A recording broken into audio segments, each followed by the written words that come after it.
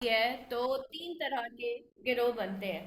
Number one جو ہوتا ہے وہ متقین ہوتے ہیں، متقین کی چھ نشانیاں ہیں۔ نمبر دو جو ہے وہ منافقین ہوتے ہیں، منافقین کی نشانی یہ ہے کہ وہ جس محفل میں جاتے ہیں وہ ویسے ہی ہو جاتے ہیں۔ جیسے ہم اگر قرآن کی محفل میں آتے ہیں تو ہم ایسے ہو جاتے ہیں، اور اگر ہم کسی اور محفل میں جاتے ہیں تو ہم ویسے ہی ہو جاتے ہیں۔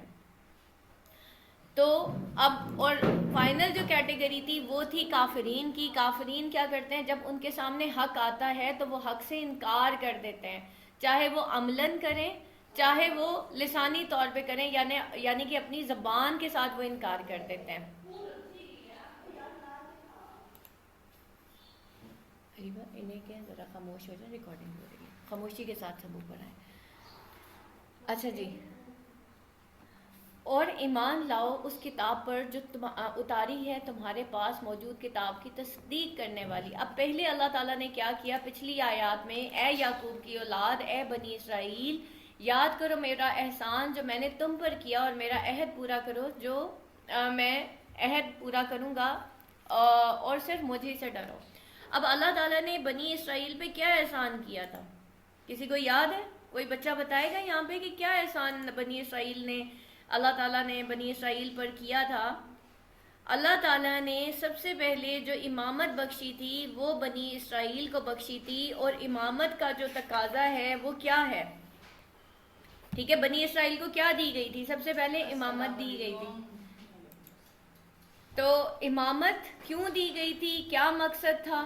ٹھیک ہے، اس کا مقصد یہ تھا کہ شریعت کا نفاذ، ٹھیک ہے، کہ ہم شریعت کا نفاذ کریں، اس لیے ان کو امامت دی گئی تھی۔ تو اب اللہ تعالیٰ کیا کہہ رہے ہیں کہ یاد کرو میرا وہ احسان جو میں نے تم پر کیا، آیت نمبر 40 سورۃ البقرہ، اور میرا عہد پورا کرو، میں تمہارا عہد پورا کروں گا۔ یعنی کہ ہم لوگ پہلے جو ہے امامت، اب اللہ تعالیٰ ہمیں سورۃ البقرہ میں بتا رہے ہیں بنی اسرائیل کا ذکر کرتے ہوئے کہ پہلے دیکھو امامت میں نے اسے دی تھی، اب مسلمانوں کو دی ہے، اب امت مسلمہ ہے جو امت محمدی جسے ہم کہتے ہیں، ان کے پاس امامت آ گئی ہے۔ 40 تو اب کیا ہے؟ اب امامت کیا ہے؟ نعمت، اس میں کیا کیا چیزیں آ جاتی ہیں؟ نمبر ایک کتاب، ان کو بھی کتاب دی، ہمیں مسلمانوں کو بھی کتاب دی۔ نمبر دو امامت، ٹھیک ہے۔ تو اب اللہ تعالیٰ یہاں پہ کیا کہہ رہے ہیں کہ اللہ تعالیٰ کا وہ جو عہد ہے وہ پورا کرو، اگر وہ عہد پر قائم رہیں گے تو اللہ تعالیٰ ان کو جنت والا بنا دے گا، ٹھیک ہے۔ تو اب یہاں پہ کیا ہے کہ ہم لوگوں نے ایک پوائنٹ ریز ہوتا ہے کہ ہم کس لیے چنے گئے ہیں، امت محمدیہ کس لیے چنی گئی ہے۔ یہ امامت جو پہلے بنی اسرائیل کے پاس تھی، اب وہ امامت امت محمدیہ کے پاس آ گئی ہے، اس لیے ہم امامت کے لیے چنے گئے ہیں۔ اور امامت کے لیے سب سے امپورٹنٹ چیز ہے نمبر ایک علم ہونا، اور نمبر دو عمل ہونا۔ جو بنی اسرائیل تھے ان کا جو علم تھا ان کے علماء کے پاس تھا، ٹھیک ہے، اور عیسائیوں کا بھی جو علم ہے، جو دین کا علم ہے، وہ صرف علماء کے پاس تھا۔ امت محمدیہ جو ہے، ہم جو مسلمان ہیں، اسلام وہ ایک مذہب نہیں ہے بلکہ وہ ایک دین ہے۔ یہاں پہ عام انسان کو بھی کہا گیا کہ وہ بھی قرآن اسی طریقے سے پڑھے گا جیسے کہ علماء پڑھتے ہیں۔ تو ہم سب پہ اس وقت فرض ہے کہ ہم دین کا جو ہے وہ دین کو نافذ کرنے میں اپنی پوری کوشش لگائیں۔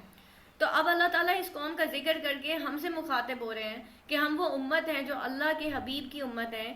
بنی اسرائیل کو اللہ نے پوری دنیا کا امام بنایا، ایک وقت میں کئی نبی موجود تھے، اور اب اللہ تعالیٰ یہی کہہ رہے ہیں کہ قرآن اور شریعت کو امت محمد نے نافذ کرنا ہے، اور انشاءاللہ اور قانون تک نافذ ہوگا جب حاکمیت اللہ کی ہوگی، ٹھیک ہے۔ تو جب حاکمیت اللہ کی ہوگی تو تب ہی قانون نافذ ہوگا نا۔ تو یہاں پہ وہی ساری چیزیں ہیں، اب انسانوں کا قانون نہیں چلے گا، اب اللہ کا قانون چلے گا، کیونکہ یہ اللہ تعالیٰ کی دنیا ہے۔ اے ایمان والو، جو میں نے تمہارے پاس کتاب اتاری ہے وہ تمہارے پاس موجود کتاب کی تصدیق کرنے والی ہے، اور سب سے پہلے اس کا انکار کرنے والے نہ بنو، میری آیتوں کے بدلے تھوڑی قیمت وصول نہ کرو اور مجھ سے ڈرو۔ اب علماء کیا کرتے تھے اس وقت کے یہودی؟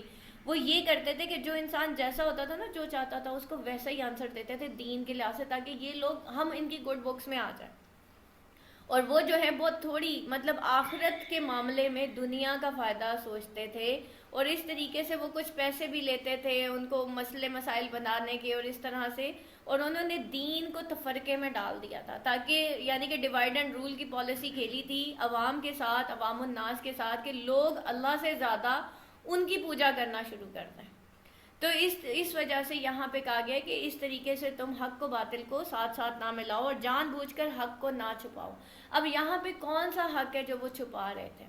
ٹھیک ہے، اصل میں جو یہود ہیں اللہ تعالیٰ ان سے مخاطب ہو کے کہہ رہے ہیں کہ تمہیں پتہ ہے کہ نبی پاک صلی اللہ علیہ وسلم آخری نبی ہیں، اور وہ بہت اچھے سے جانتے ہیں کہ یہ آخری کتاب ہے.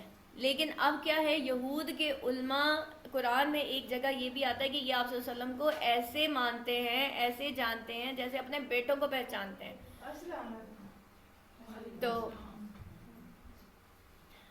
تو جان بوجھ کے اب کیا وہ کر رہے ہیں، اس وجہ سے وہ نبی پاک صلی اللہ علیہ وسلم کو نبی نہیں ثابت کر رہے، بتا نہیں رہے کہ ان کی بکس کے اندر آلریڈی یہ آ چکا ہے کہ کہیں اگر لوگوں کو یہ پتہ چل گیا کہ یہ آخری نبی ہے تو ساری اتھارٹی ہمارے سے چھن کے کس کے پاس آ جائے گی؟ آپ صلی اللہ علیہ وسلم کے پاس آ جائے گی. اور وہ کیا کر رہے ہیں، وہ حق و باطل کو آپس میں ملا رہے ہیں. آج بھی جو مسلمان ہیں وہ مسلم علماء، ان کو بھی اللہ تعالیٰ یہاں پہ پوائنٹ آؤٹ کر رہے ہیں کہ تم بھی حق و باطل کو آپس میں مکس اپ نہ کرو، جان بوجھ کے حق و باطل کو مت چھپاؤ. جیسے ریا کا معاملہ ہے، سود کا معاملہ ہے، شراب کا معاملہ ہے، بہت سارے قوانین ہیں جس میں حق و باطل کو آپس میں مکس گڑمڑ کر کے بیان کیا جاتا ہے. اور نماز قائم رکھو اور زکوٰۃ ادا کرو اور رکوع کرنے والوں کے ساتھ رکوع کرو. ٹھیک ہے، اور اب ہم نے کیا کرنی ہے، نماز قائم کرنی ہے، زکوٰۃ ادا کرنی ہے، رکوع کرنے والوں یعنی کہ جماعت کے ساتھ نماز پڑھنی ہے. مردوں کے لیے آ رہا ہے، ویسے ہم نے تو خواتین تو گھر میں ہی بیٹھ کے نماز پڑھتی ہیں. کیا تم لوگوں کو بھلائی کا حکم دیتے ہو اور اپنے آپ کو بھول جاتے ہو؟ حالانکہ تم کتاب پڑھتے ہو، تو کیا تمہیں عقل نہیں ہے؟ اب یہاں پہ اللہ تعالیٰ اگین علماء کو اور وہ لوگ جو صاحب علم ہیں ان کو پوائنٹ آؤٹ کر رہے ہیں کہ دیکھو تمہارے پاس علم ہے، اور جب عمل کرنے لوگوں کو تو تم بتاتے ہو، لیکن جب اپنی باری آتی ہے تو کیا تم عمل کرنا بھول جاتے ہو؟ اب ہم نے بھی دیکھنا ہے کہ دیکھیں ہم اپنے بچوں کو، ہم اپنے ارد گرد کو، ضروری نہیں علماء، میں نے کہا نا کیونکہ ہم قرآن پڑھ رہے ہیں، ہم عام جو انسان ہے وہ بھی کہیں نہ کہیں دین کا حصہ ہے، تو کہیں ہم بھی ایسا تو نہیں کریں کہ ہم اپنے بچوں کو جب بتاتے ہیں کوئی بات تو ہم اس پہ خود عمل نہیں کرتے. جیسے ہم اکثر بچوں کو کہہ دیتے ہیں جاؤ بیٹا باہر جا کے بتا دو کہ ماما گھر نہیں ہے، بابا گھر نہیں ہے، تو ہم کیا کرتے ہیں، ہم خود تو سچ کا کہتے ہیں لیکن اور خود ہی بچوں کو بتاتے ہیں جاؤ جھوٹ بول کے آ جاؤ. تو جھوٹ نہیں بولنا. وَاسْتَعِینُوا بِالصَّبْرِ وَالصَّلَاةِ، اور صبر اور نماز سے مدد حاصل کرو. اب یہاں پہ دیکھیں بہت امپورٹنٹ آیت ہے کہ اللہ نے پہلے صبر کا ذکر کیا اور اس کے بعد پھر نماز کا ذکر کیا. ٹھیک ہے، کہ صبر اور نماز کے ساتھ دیکھیں، جب صبر کا مطلب ہوتا ہے رک جانا. ٹھیک ہے، پہلی چوٹ پہ اللہ کا شکر. ٹھیک ہے، اب فور ایگزامپل ہمارا آپس میں کوئی بھی بحث چل رہی ہے، ایک دم سے اذان ہوتی ہے، ہم کیا کہتے ہیں، اذان ہو گئی ہے، خاموش ہو جاؤ، خاموش ہو جاؤ. اب ہم نے یہ کیا کیا، ہم رک گئے، ہم نے صبر کیا. اسی طریقے سے کوئی جھگڑا ہو رہا ہے، ایک دم نماز کا ٹائم آتا ہے، ہم کیا کرتے ہیں، ہم جھگڑا چھوڑ کے نماز کی طرف چلے جاتے ہیں کہ نہیں نہیں پہلے اللہ. اور بعض لوگ کیا کرتے ہیں، نہیں نہیں پہلے میں یہ ٹی وی ڈرامہ دیکھ لوں اس کے بعد نماز پڑھوں گی، اور کرتے کرتے نماز نکل جاتی ہے. تو پھر کیا ہے، صبر کیا ہے، غفلت. ٹھیک ہے، موبائل اسکرولنگ کر لوں پھر نماز پڑھ لوں گی. تو صبر کا کیا مطلب ہے کہ رک جانا. اور یہاں پہ کیا ہے، وَالصَّبْرِ وَالصَّلَاةِ، اللہ تعالیٰ نے وَالصَّلَاةُ بِالصَّبْرِ کیوں نہیں کہا؟ سوچنے کی بات ہے نا، پہلے اللہ تعالیٰ نے صبر کیوں رکھا. ٹھیک ہے، تو اب آپ یہاں سے اندازہ کریں کہ بغیر صبر کے نماز بھی ہم نہیں حاصل کر سکتے. اور بے شک نماز ضرور بھاری ہے مگر ان پر جو دل سے میری طرف جھکتے ہیں. ٹھیک ہے، نماز بھاری چیز ہے کس کے لیے، منافقین کے لیے، لیکن ان کے لیے نہیں جو اللہ تعالیٰ کی طرف جھکے ہوئے ہوتے ہیں، یعنی کہ ان کا نفس اللہ کی طرف جھکا ہوا ہوتا ہے.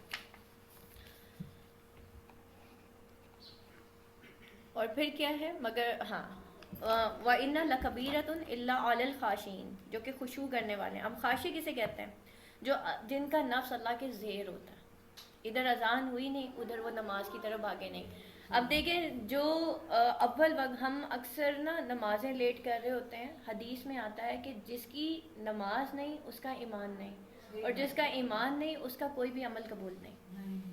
ٹھیک ہے، نمبر 2، اللہ تعالیٰ کو اول وقت میں پڑھی گئی نماز ساری رات کی گئی عبادت سے زیادہ پیاری ہے. ہم نوافل کا اہتمام کرتے ہیں, ہم اول وقت نماز کا اہتمام نہیں کرتے. نماز ہم بالکل اینڈ پہ جا کے لیٹ کر کے جب سارے کام ختم ہو جائیں گے, ہم تھک جائیں گے, اس کے بعد ہم اپنے آپ کو فری کرتے ہیں. دیکھیں ساری ایفرٹ آپ کے اللہ تعالیٰ جہاں پہ ایموشنز آ جاتے ہیں نا, وہاں پہ کام کرنا آسان ہو جاتا ہے. جب تک آپ کی اولاد کی باری آتی ہے, شوہر کی باری آتی ہے, گھر کی باری آتی ہے, فل ایفرٹس جاری ہوتی ہیں.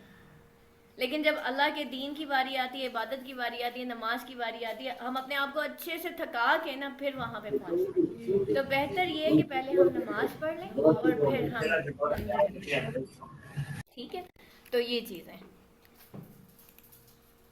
آنٹی ریکارڈنگ ہو رہی ہے؟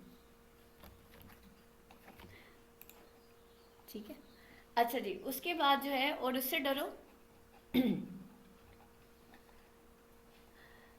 الذین یظنون انہم ملاقو ربہم وانہم الیہ راجعون, جنہیں یقین ہے کہ انہیں اپنے رب کی طرف سے ملنا ہے اور انہیں اسی کی طرف لوٹ کر جانا ہے. اب یہ خاشعین کی نشانی ہے.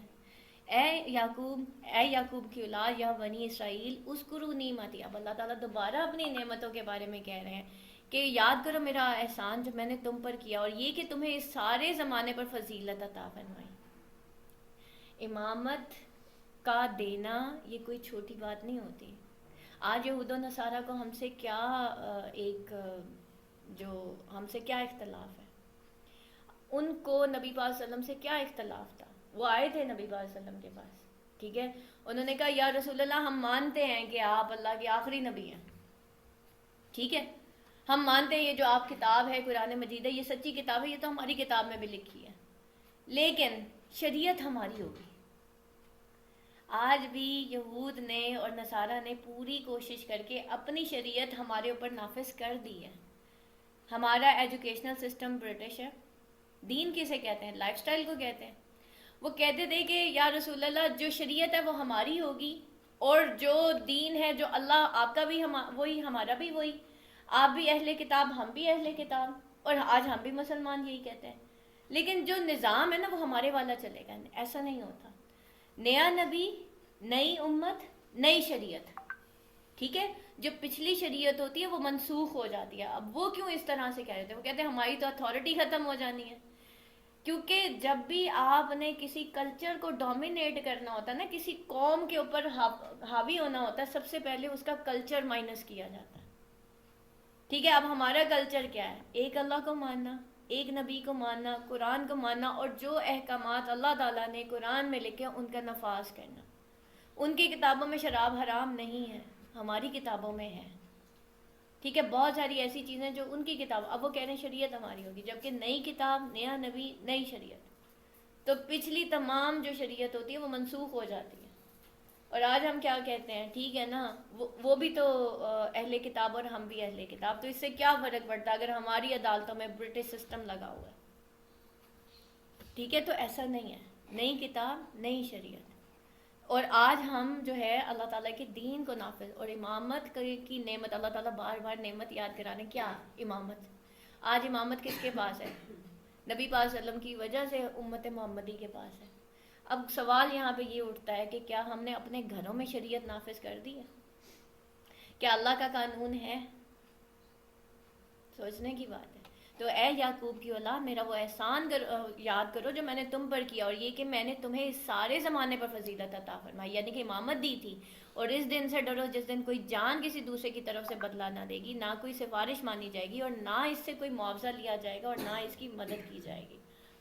اور یاد کرو ہم نے تمہیں فرعونیوں سے نجات دی. حضرت موسیٰ علیہ السلام کی قوم بنی اسرائیل کو فرعون سے نجات دی, جو تمہیں بہت برا عذاب دیتے تھے, تمہارے بیٹوں کو ذبح کرتے تھے اور تمہاری بیٹیوں کو زندہ چھوڑ دیتے تھے, اور اس میں تمہارے رب کی طرف سے بڑی آزمائش تھی.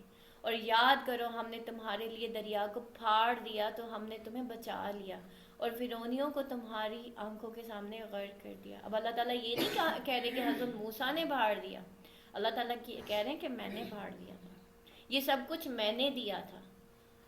تو ہم لوگ کیا کرتے ہیں, نبیوں کے معاملے میں غلو میں چلے جاتے ہیں, یعنی کہ ان کی پاورز کو, ان کی جو خصوصیات ہیں ان کو نعوذ باللہ ہم اللہ سے ملا دیتے ہیں. یہود اور نصارہ انہوں نے کیا کیا تھا، یہودی جو تھے وہ نئے نبیوں کو قتل کر دیتے تھے، اور جو نصارہ ہیں وہ جو عیسائی ہیں حضرت عیسیٰ کی محبت میں اتنے آگے چلے گئے کہ فائنلی انہوں نے حضرت عیسیٰ کو اللہ کا بیٹا بنا دیا، نعوذ باللہ۔ تو اسی طریقے سے یہود نے بھی حضرت عزیر رضی اللہ عنہ کو اللہ کا بیٹا بنا دیا تھا، اور وہ جو ہے فرشتوں کو اللہ کی بیٹیاں کہا کرتے تھے۔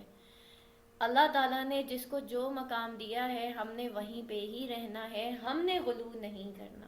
آج ہم نے دیکھنا ہے کہ کہیں ہم بھی ایسا تو نہیں کرتے، کہیں ہم عیسائیوں کی طرح جیسے وہ حضرت عیسیٰ کی برتھ ڈے مناتے ہیں کہیں ہم بھی ویسا تو نہیں کرتے، ہم بھی نبیوں کے معاملے میں جب نعتیں پڑھتے ہیں غلو میں تو نہیں چلے جاتے، ان کو اللہ سے تو نہیں ملا دیتے۔ تو یہ ساری چیزیں یہاں پہ اللہ تعالیٰ دیکھیں، وہ کہہ رہے ہیں اللہ تعالیٰ کہ میں نے پھاڑا تھا، کسی نبی نے نہیں پھاڑا، حضرت موسیٰ نے نہیں پھاڑا تھا۔ اور یاد کرو ہم نے تمہارے لیے دریا کو پھاڑ دیا اور تمہیں بچا لیا، اور فرعونیوں کو تمہاری آنکھوں کے سامنے غرق کیا تھا۔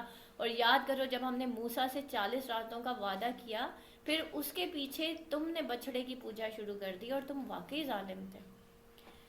دیکھیں یہاں پہ ایک بہت بڑا پوائنٹ ہے کہ یاد کرو جب ہم نے موسیٰ سے 40 راتوں کا وعدہ کیا، ٹھیک ہے، اب کیا ہوا کہ جب حضرت موسیٰ علیہ السلام بنی اسرائیل کو لے کے جو ہے وادی سینا کی طرف گئے اور فرعونی غرق ہو گئے، تو پھر کیا ہوا کہ 12 چشمے پھوٹے، سارا کچھ ان کو دیا گیا، من و سلوہ اترا۔ لیکن جیسے ہی 40 دن کے لیے حضرت موسیٰ علیہ السلام گئے ہیں اللہ تعالیٰ کے پاس کوہ طور پہ، اور پھر ان کو 10 کمانڈمنٹس ملی، تورات ملی، جو ان کو بک ملی 10 کمانڈمنٹس، تو اس کے بعد جو ہے بالکل تورات ہی تھی، تورات ملی تھی، تو پیچھے سے صرف 40 دن کے اندر اندر، حالانکہ حضرت ہارون علیہ السلام وہاں پہ موجود تھے، ان 40 دنوں میں وہ سامری جادوگر کے انڈر رہ کے اس قوم نے جو ہے بچھڑے کی پوجا کرنی شروع کر دی۔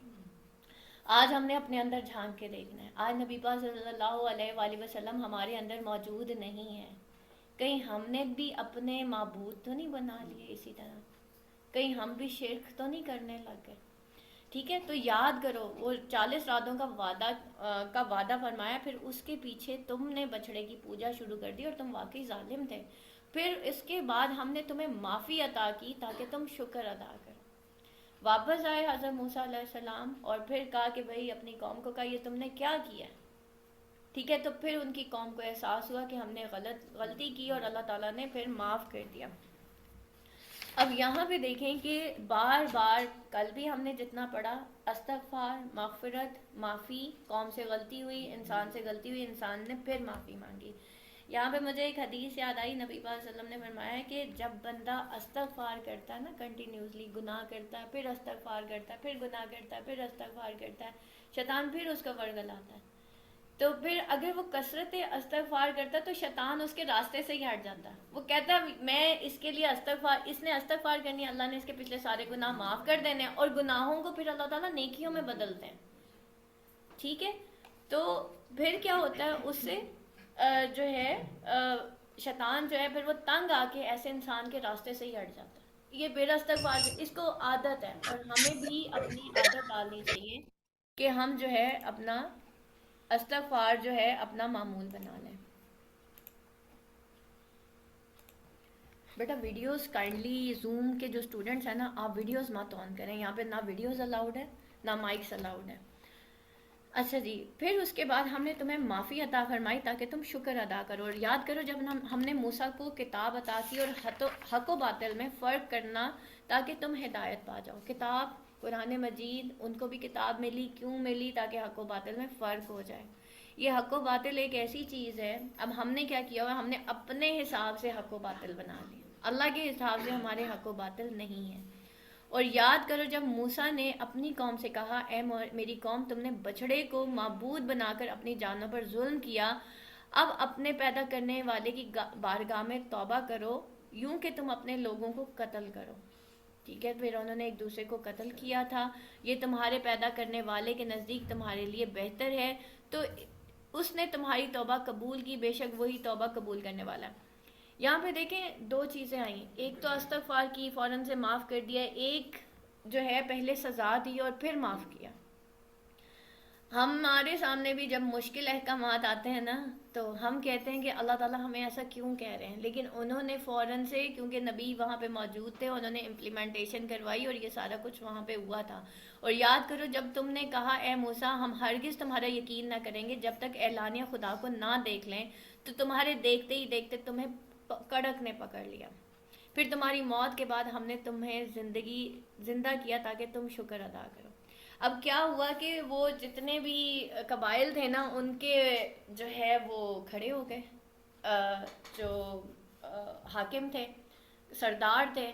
اب وہ کہتے ہیں کہ موسیٰ پہلے ہمیں اپنے اللہ کو دکھاؤ پھر ہم تمہیں مانیں گے۔ تو اچانک سے کیا ہوا کہ ایک کھڑے ہی کھڑے دیکھتے ہی دیکھتے ان کو ایک کڑک نے پکڑ لیا، پھر تمہاری موت کے بعد ہم نے تمہیں زندہ کیا تاکہ تم شکر ادا کرو۔ پھر دوبارہ سے اللہ تعالیٰ نے ان کو زندہ کیا، ٹھیک ہے، اور ہم نے تمہارے اوپر بادل کو سایہ بنا دیا، یعنی کہ اللہ تعالیٰ اتنا ان کو معاف کرتے تھے، ادھر کڑک نے پکڑ لیا پھر زندہ کر دیا، اور ہم نے تمہارے اوپر بادل کا سایہ بنا دیا اور تمہارے اوپر من و سلوہ اتارا،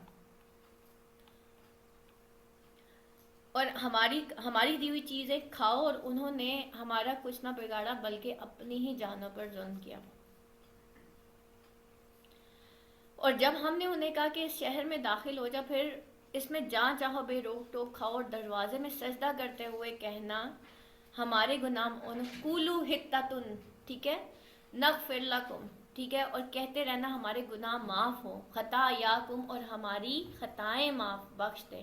اب کیا ہے کہ بھئی اللہ تعالیٰ ان کو بتا رہے ہیں، اچھا انہوں نے کیا کیا، انہوں نے کہا حضرت موسیٰ علیہ السلام کو کہ اپنے رب سے کہو کہ ہمیں گیہوں بھی دے، ککڑی بھی دے، اور یہ سارا کچھ دے، ٹھیک ہے۔ تو اللہ تعالیٰ نے من و سلوہ ختم کر کے انہیں کہا کہ چلو پھر اترو، کسی وادی کی طرف، کسی بستی کی طرف اترو، من و سلوہ ختم۔ اس کا مطلب کیا ہے کہ جب ہم اللہ تعالیٰ ہمیں بہت اچھی نعمت دیتا ہے، بہت اچھی نعمت دیتا ہے، اور ہم اس کا شکر ادا نہیں کرتے تو اللہ تعالیٰ ان سے وہ نعمت چھین لیتا تھا کہ ان کو من و سلوہ ہیلدی فوڈ مل رہی تھی۔ انہوں نے حضرت موسیٰ سے کہا اپنے اللہ سے کو ہمیں گیہوں بھی دے، ککڑی بھی دے، سارا کچھ دے، اچھی والی فوڈ دے۔ آج ہم نے دیکھنا ہے کہ کہیں ہم بھی کھانے پینے کے پیچھے تو نہیں اپنا وقت ضائع کر رہے، سارا دن کھانا پینا، پھر ہم جنک کھاتے ہیں، ہیلدی نہیں کھاتے، ٹھیک ہے۔ تو اب ہم نے دیکھنا ہے کہ ہم اپنا زیادہ وقت اللہ کی عبادت میں اب وہ کیا کر رہے تھے، ان کو یہ فکر نہیں تھی کہ اگر ہمیں من و سلوہ مل رہا ہے تو ہم نے عبادت بھی کرنی ہے اور اللہ کا شکر ادا کرنا ہے۔ اگر ہم جو اس وقت ہم اللہ کا شکر ہے یہاں پہ بیٹھے ہیں، اللہ کا شکر ہے، اللہ کا بہت احسان ہے، ہم ساری ہاؤس وائفز ہیں، گھر میں بیٹھی ہوئی ہیں، فارغ ہیں، کسی حد تک ہمیں ایک ہانڈی بنانی پڑتی ہوگی، میکسیمم 2 ہانڈی بنانی، اس کے بعد ہم فارغ ہیں، ہم باقی ٹائم کیا کرتے ہیں؟ کوشچن یہاں پہ آتا ہے، کہیں یہ تو نہیں کہ ہم بھی یہی کچھ کرتے ہو، نہیں ہمیں یہ بھی چاہیے، ہمیں وہ بھی چاہیے، ہمیں فلانا بھی چاہیے، جبکہ اللہ نے اتنا کچھ دیا ہے، اور پھر اس چھت کے نیچے رہ کے ہم کیوں نہ اللہ کا شکر ادا کریں، ہم اللہ تعالیٰ کا ذکر کریں، ہم اپنے بچوں کی بہترین پرورش کریں، جو ہر ماں کرتی ہے، ایسی بات نہیں ہے کہ نہیں کرتی، بس تھوڑا سا دین سیکھ کے کریں تو وہ تھوڑی پرورش پالش ہو جائے گی، بالکل اسی طریقے سے کہ ایک ٹیچر جو ہے وہ جو ڈگری ہولڈر ٹیچر ہوگی وہ بہترین طریقے سے پڑھائے گی، اور جو پی ایچ ڈی یا ایم فل یا ماسٹرز نہیں ہوگی وہ اس طریقے سے نہیں پڑھا سکے گی۔ اسی طریقے سے دیکھیں ہم سارے چاہتے ہیں ہمارے بچے نا دین پہ ہوں، لیکن کیا ہم وہ ٹیچرز ہیں جو ان کو دین سکھا سکیں؟ جب ماں کے دل میں دین نہیں ہے، ماں کے دل میں اللہ نہیں ہے، تو وہ پھر دین کیسے پڑھائے گی؟ یہاں پہ بھی وہی بات ہے۔ پھر ہم کیا کرتے ہیں، ہم ماؤں کی میکسیمم کیا ہوتی ہے، ہم اپنے بچے کو بس کھلا دیں، ٹھونس ٹھونس کے کھلائیں، اتنا سا پیٹ ہوتا ہے بچے کا، اور اس کو اتنی ہم ہیبٹ بنا دیتے ہیں کہ وہ بچہ جو ہے وہ پھول پھول کے آدھا ہو جاتا ہے، اور فائنلی ہم ان کو کس پہ، اچھا یہ نہیں کھایا چلو میں اپنے بچے کے لیے چپس، ہم اس کو صبر نہیں سکھاتے۔ یہ بھی وہی کر رہے تھے، انہوں نے ایک فوڈ پہ صبر نہیں کیا، ہم بھی یوں ہی کرتے ہیں، ہم ایک فوڈ پہ، ایک خوراک پہ صبر نہیں کرتے، نہیں مجھے یہ پسند نہیں ہے، میں نے کچھ اور بنانا ہے، آپ وہ وقت بچا لیں، اس کو کسی پروڈکٹیو جگہ پہ لگا دیں، ٹھیک ہے۔ اور ہم کیا کرتے ہیں اور جب بازار جانا ہوتا ہے جلدی جلدی کھانا بن رہا ہوتا ہے، کھانا جلدی جلدی وائنڈ اپ ہو رہا ہوتا ہے کہ بازار جانا ہے، تو دیکھیں جو اللہ تعالیٰ کو جب کسی بندے کی ہدایت کا اللہ ارادہ کرتے ہیں تو اللہ تعالیٰ ان کا راستہ کہاں موڑتے ہیں؟ مسجدوں کی طرف، ٹھیک ہے۔ اور جب اللہ تعالیٰ نے کسی کو گمراہ کرنا ہوتا ہے کہاں جاتا ہے؟ بازار کی طرف، ٹھیک ہے۔ بازار جائیں لیکن فور ضرورت کے تحت، لیکن یہ شوق نہ ہو. بعض لوگ ویسے ہی چلو آج بور ہو رہے ہیں باہر چلتے ہیں کھانا کھانے چلتے ہیں، وہ پھر کھانا بیچ میں آ جاتا ہے. تو ہمارا نا صبح سے لے کے رات تک، ایون ہم امی کو بھی فون کرتے ہیں نا، آگے سے جب سوال ہوتا ہے آج کھانے میں کیا بنایا ہے، کسی کو بھی فون کرنا ہے کھانے میں کیا بنایا ہے. تو کھانے کو کم کر کے اپنی، دیکھیں جو ہمارا ایمان ہوتا ہے نا، اور جس چیز سے ہمیں زیادہ پیار ہوتا ہے ہم وہی ورڈ زیادہ بولتے ہیں. کہیں ہمیں بھی بنی اسرائیل کی طرح کھانے اور لذت سے محبت تو نہیں ہو گئی؟ تو پھر اللہ تعالیٰ نے کیا کہا، اتر جاؤ بھائی، اترو یہاں سے، نکلو یہاں سے. ٹھیک ہے. تو اب اللہ تعالیٰ نے پھر اللہ تعالیٰ نے دیکھے، اللہ تعالیٰ نے کوئی بستی نہیں الٹی تھی ابھی. اللہ تعالیٰ نے کہا تھا اب تم جس بستی میں جا رہے ہو، دیکھو ان کو ایک آزاد ملک دیا. پہلے وہ کیا تھی، غلام قوم تھی. اب ان کو کیا ملا، آزاد بستی ملی، آزاد ملک ملا، آزاد ریاست ملی. اور اللہ تعالیٰ نے کہا جب اس ریاست کے اندر، اس بستی کے اندر داخل ہونا تو کیا کہنا، کہتے رہنا ہمارے گناہ معاف کر دے، قولو حطۃ نغفر لکم خطایاکم. ٹھیک ہے، ہمارے گناہ معاف کر دیں، ہم تمہاری خطائیں بخش دیں گے. تو اللہ تعالیٰ یہاں پہ ہم نے جب بھی کہیں پہ انٹر ہونا ہے، جب ہم آزاد ہوتے ہیں. آزاد کا مطلب ضروری نہیں ہے کہ ایک قوم ہی آزاد ہوئی. دیکھیں ہم بھی تو پاکستان بنا، ہم بھی تو آزاد ہوئے. ٹھیک ہے، اللہ نے ہمیں، اور ہم کیا کہتے ہیں پاکستان تو بننا ہی نہیں چاہیے تھا. ٹھیک ہے، ہم نے کیا کرنا تھا، ہم نے سب سے پہلے استغفار کرنا تھا، شکر کرنا تھا اللہ تعالیٰ کا. اب انہوں نے، اور ہم ان قریب نیکی کرنے والوں کو زیادہ. اب دیکھیں انہوں نے کیا کیا. ایک جو غلام قوم ہوتی ہے نا، جو کسی کی غلامی میں رہی ہوتی ہے، وہ ساری عمر نا آزاد ہو کے بھی غلام ہی رہتی ہے. اس کی سائیکی بن جاتی ہے کہ میں نے کسی نہ کسی کی غلامی کرنی ہے. یہاں پہ نا بنی اسرائیل کی جو ایک سائیکی ہے نا، وہ بیان کی جا رہی ہے کہ دیکھیں وہ پہلے فرعون کے انڈر تھی نا، ان کو عادت پڑ گئی تھی سجدے کرنے کی، کہ انہوں نے اللہ کے علاوہ کسی کو سجدہ کرنا ہے. ہم بھی تو انڈینز کے ساتھ رہ کے آئے نا، کہیں نہ کہیں ہم نے وہاں سے بہت ساری اس طرح کی شرکیہ خرافات اڈاپٹ کر لی ہیں. آزاد ہونے کے باوجود ہم غلام ہیں. کیا ہم نہیں مانتے کہ ہم انفیریئر ہیں؟ کیا ہماری بچیوں کو سر پہ دوپٹہ لینے میں شرم نہیں آتی، یا فخر سے جاتی ہیں دوپٹہ لے کے؟ ٹھیک ہے، کیا ہمیں نہیں لگتا کہ ہماری بچیاں اگر دوپٹہ لے لیں گی، عبایا کریں گی یا نقاب کر لیں گی تو ان کے گھروں میں، ان کے اچھے گھروں میں تو شادیاں ہونی ہی نہیں ہیں؟ لگتا ہے نا. تو اب ہم نے کس کا جھول اپنے اوپر اوڑھا ہوا ہے؟ ہم نے نان مسلمز کا جھول لی تو اوڑھا ہوا ہے. ٹھیک ہے، یہاں پہ وہ بات ہے کہ ہم نے انہیں شہر میں کہ جہاں چاہو روک ٹوک کھاؤ، دروازے میں سجدہ کرتے داخل ہونا. نمبر 1 سجدہ کرنا ہے، اور دوسرا کیا کرنا ہے کہ اللہ تعالیٰ سے کہنا ہے یا اللہ ہمیں بخش دیں، ہم تمہیں بخش دیں گے. ٹھیک ہے بھائی، ادھر جو تم نے ناشکری کی، تم وہاں پہ انٹر ہوتے ہوئے یہ کہو گے تو میں تمہیں بخش دوں گا، اور عنقریب ہم نیکی کرنے والوں کو زیادہ عطا فرما. سنزید المحسنین، احسان کا معاملہ. ٹھیک ہے، فبدل الذین ظلموا كانوا يفسقون، اور ہم نے فبدل الذین ظلموا قولا غیر الذی قیل لهم فانزلنا على الذین ظلموا رجزا من السماء بما كانوا يفسقون. اور پھر ان ظالموں نے ان سے جو کہا گیا تھا ایک دوسرے سے بات بدل دی، تو ہم نے آسمان سے ان ظالموں پر عذاب نازل کر دیا کیونکہ یہ نافرمانی کر رہے تھے. انہوں نے سارا کا سارا دین بدل دیا تھا، پورا مذہب بدل دیا. انہوں نے ایون ورڈز بھی بدل دیے تھے. وہ حتتن کو کہتے تھے ہنتتن. وَإِسْتَسْقَىٰ مُوسَىٰ لِقَوْمِهِ فَقُلْنَا اضْرِب بِّعَصَاكَ الْحَجَرَ، اور یاد کرو جب موسیٰ نے اپنی قوم کے لیے پانی طلب کیا تو ہم نے فرمایا کہ پتھر پر عصا مارو. یہاں پہ نا دیکھیں ہم کس طریقے سے دین کو بدلتے ہیں. جو حکم آتا ہے ہم اس کو، جیسے قرآن میں لکھا ہے کہ دین میں جبر نہیں ہے، ایسے ہی ہے. لیکن کبھی کسی نے اس کا بیک گراؤنڈ دیکھا کہ کیا ہے؟ اس کا بیک گراؤنڈ یہ ہے کہ جب نان مسلمز ہیں نا، ان کے معاملے میں دین میں جبر نہیں ہے. لیکن جب آپ دائرہ اسلام میں داخل ہو گئے نا تو اب سب سے پہلے آپ نے اپنے نفس کے خلاف جہاد کرنا ہے. ٹھیک ہے، تو دین، اور اسی طرح اگر آپ کا بچہ 10 سال کا ہو کے بھی نماز نہیں پڑھتا تو پھر آپ اس کو تنبیہ کریں. ٹھیک ہے، تو ایسا نہیں ہے کہ دین میں جبر نہیں ہے. اگر آپ حکمران ہیں آپ کا کام ہے کہ آپ شریعت کا نفاذ کریں. اگر آپ جج ہیں تو آپ کا کام ہے کہ آپ قوانین کا نفاذ کریں. تو پھر تو جبر آئے گا. چور کی جو سزا ہے وہ کیا ہے کہ اس کا ہاتھ کاٹ دیا جائے. پھر یہ تو پھر جبری دین ہو گیا. تو ہم کہتے ہیں لو اسلام تو اتنا کٹر نہیں ہے، قرآن میں تو لکھا دین میں جبر نہیں ہے. تو کیا ہم اللہ کی آیات کو نہیں بدلتے؟ ٹھیک ہے، اسی طریقے سے قرآن میں لکھا ہے کہ یہ جو میوزک ہے یہ حرام ہے. اور ہم کیا کہتے ہیں؟ ہم کیا کہتے ہیں؟ ہم کہتے ہیں کہ روح کی غذا ہی میوزک ہے، موسیقی روح کی غذا ہے. آئے دن ہم یہی سنتے رہتے ہیں، موسیقی روح کی غذا ہے. اللہ نے تو کہیں نہیں کہا کہ موسیقی، اللہ تعالیٰ نے کہا یہ حرام ہے. ٹھیک ہے، یہ جتنے بھی آلات ہیں، موسیقی کے آلات ہیں، یہ سب کے سب حرام ہیں. تو پھر ہم اس کو روح کی غذا بنا بنا کے، اور جب ہمیں ڈپریشن ہوتا ہے تو ہم الا بذکر اللہ تطمئن القلوب کو بھول جاتے ہیں اور میوزک آن کر لیتے ہیں. ٹھیک ہے، تو یہ کیا ہم بھی ایسا تو نہیں کر رہے؟ کیا ہم اللہ کی نافرمانی تو نہیں کر رہے؟ آج ہم بھی تو آزاد ہیں. شکر کریں ہم فلسطین میں نہیں ہیں، شکر کریں ہم کسی کشمیر میں نہیں ہیں. آپ کبھی وہاں کے حالات جا کے دیکھیں، آپ کو اندازہ ہوگا کہ ہوتا کیا ہے کہ جب انسان. اور یاد کرو جب موسیٰ اپنی قوم کے لیے موسیٰ نے اپنی قوم کے لیے پانی طلب کیا تو ہم نے فرمایا پتھر پر اپنا عصا مارو، تو وہ فوراً اس سے 12 چشمے بہہ نکلے. اور ہر گروہ نے اپنے پانی پینے کی جگہ کو پہچان لیا، اور ہم نے فرمایا کہ اللہ کا رزق کھاؤ اور پیو اور زمین میں فساد نہ پھیلاتے رہو. 12 چشمے کیوں تھے؟ 12 قبیلے تھے، 12 سردار تھے. صرف اس لیے اپنا اپنا پانی پینا، ایک دوسرے کا پانی نہ پینا، لڑائی نہیں کرنا، فساد نہیں کرنا، ایک قوم بن کے رہنا. اس سے زیادہ اور بڑی بات کیا ہوگی؟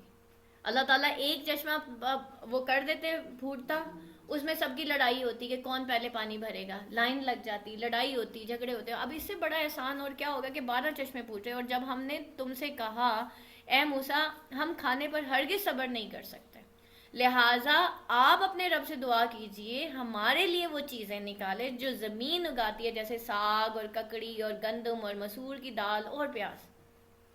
اور فرمایا کیا تم بہتر چیز کے بدلے میں گھٹیا چیزیں مانگتے ہو؟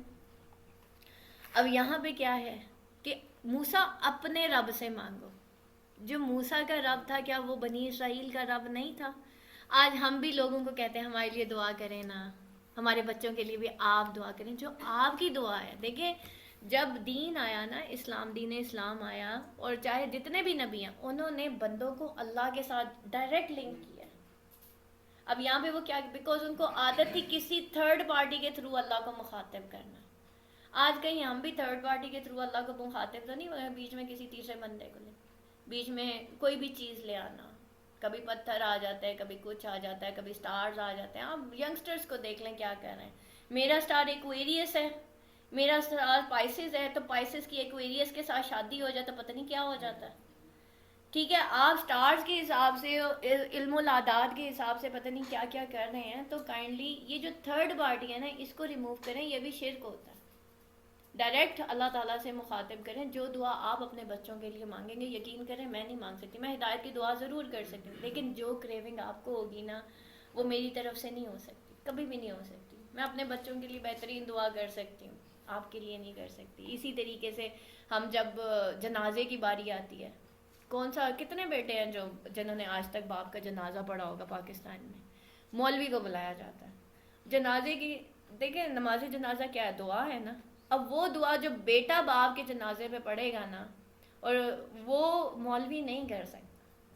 تو ہم نے ہر جگہ پہ ہم نے بھی تھرڈ پارٹی بٹھائی ہوئی ہے. تو ان تھرڈ پارٹیز کو نکالیں، ڈائریکٹ اللہ کے ساتھ لنک ہو. جو دعائیں مانگنی ہے خود مانگیں، ہم بھی مانگیں گے کیونکہ ہم مسلمان ہیں، ہم ایک دوسرے کے لیے دعا مانگتے ہیں، لیکن جو اصل چیز ہے وہ یہی ہے. اور یہاں پہ ان کا یہی ایٹیٹیوڈ دکھایا جا رہا ہے اپنے رب سے کو. ٹھیک ہے، تو اور پھر انہوں نے کیا کہا؟ اب اللہ تعالیٰ کیا کہہ رہے ہیں؟ تم نے کمتر کے بدلے، مطلب تم نے اچھے کے بدلے کمتر سلیکٹ کیا ہے نا. ہم بھی جنک فوڈ زیادہ کھاتے ہیں، پاکیزہ کم کھاتے ہیں. صاف پانی کی جگہ ہم نے کولڈ ڈرنکس کر لی ہیں. ٹھیک ہے، شکنجبین کی جگہ جو ہے ہم نے چائے کر لی ہے. چائے میں ساری کیفین ہے، کیفین آپ کی آنتیں خراب کر دیں گی. ٹھیک ہے، اسی طرح آپ کی کاربونیٹڈ ڈرنکس ہے، یہ زہر ہیں، یہ آپ کی آنتیں کھا جائیں گی. اور فائنلی ہمیں دیکھیں گے کتنا ہم بیمار رہتے ہیں.